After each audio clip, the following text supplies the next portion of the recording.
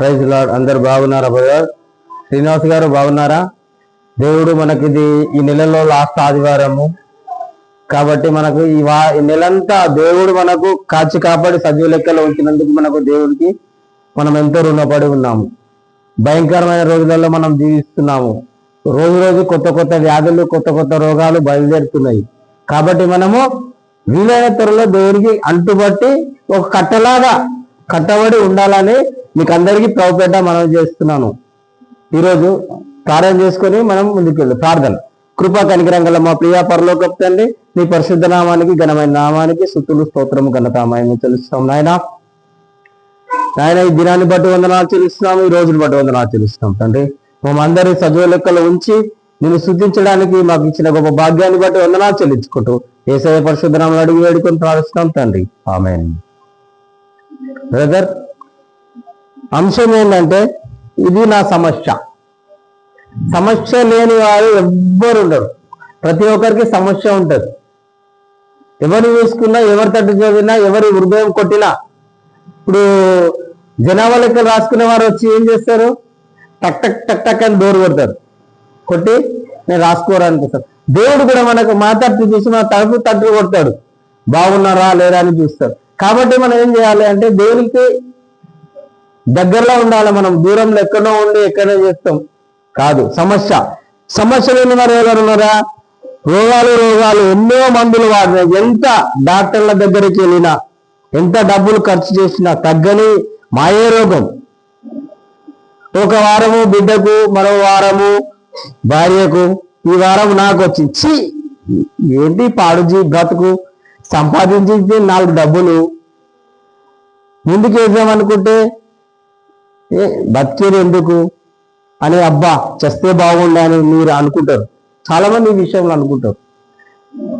రోగం విసుగు చెందుతాం. అసలు ప్రతి రోగానికి కారణం అంటే ఏమి తెలుసా? ప్రతి రోగానికి కారణం ఉంటుంది. ప్రతిదానికి ఒక విరుగుడు ఉంటుంది. ప్రతిదానికి ఒకటి. బైబిల్ ఏం చెప్తుందంటే పాపం వల్ల వచ్చే జీతము మరణం అని చెప్తున్నది.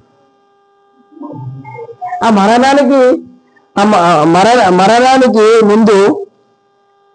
ముందు వచ్చే సూచన, మరణానికి ముందు వచ్చే సూచన ఏంటి? రోగము. ఆ రోగము మనకు అనేక రకాలుగా కారణాలకు కేవలం పాపం. ఏంది? మొదటిది పాపం. ఇంతకుముందు చెప్పిన పాపం వల్ల వచ్చే జీతము మరణము. ఆ మరణానికి విరుగుడు ఏంటంటే మనము ప్రార్థన చేయాలి. ప్రార్థన మనము నేను 3 విషయాలు మీకు చెప్పాలనుకుంటున్నా. మొదటిది ప్రార్థన జీవితం కలిగి ఉండాలి. రెండోది బైబిల్ చదివే గుణము మనలో ఉండాలి. లేదా పక్క వాళ్ళతో చదివించి వినడం వల్ల విశ్వాసం ఇంకా ఆశీర్వాదం. చదవడం కంటే ఇంకా వినడం ఇంకా ఆశీర్వాదం. ఆ ఆశీర్వాదం ఎలా వస్తుందంటే మనకు భూమిని ఆకాశాలు దేవుడు నోటి మాట ద్వారా చేసిండు. మళ్ళీ ఆశీర్వాదం మనకు ఇయ్యడా? ఇంత పెద్ద సృష్టిని సృష్టించిన దేవుడు నిన్ను నన్ను ఏ విధంగా ఉండాలో తెలియదా?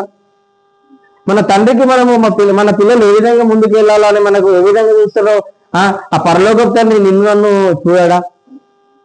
కాబట్టి మనం ఏం చేయాలి? దేవునికి కట్టుబడి ఉండాలి. ప్రార్థనలో ముందుకు ఉండాలి. ప్రార్థన శక్తి, బలము. ఆనాడు పౌలు శీలలు ప్రార్థన చేసే సంఖ్యలు తెగిపోయినాయి. ఈరోజు మనం ప్రార్థన చేస్తే తెగిపోవా? వాళ్ళు మానవులే, మనము మానవులమే. వాళ్ళు పుట్టిన అదే పుట్టుక అదే దారి, మనం పుట్టుక అదే దారి. కాకపోతే కాలాలు వేరు.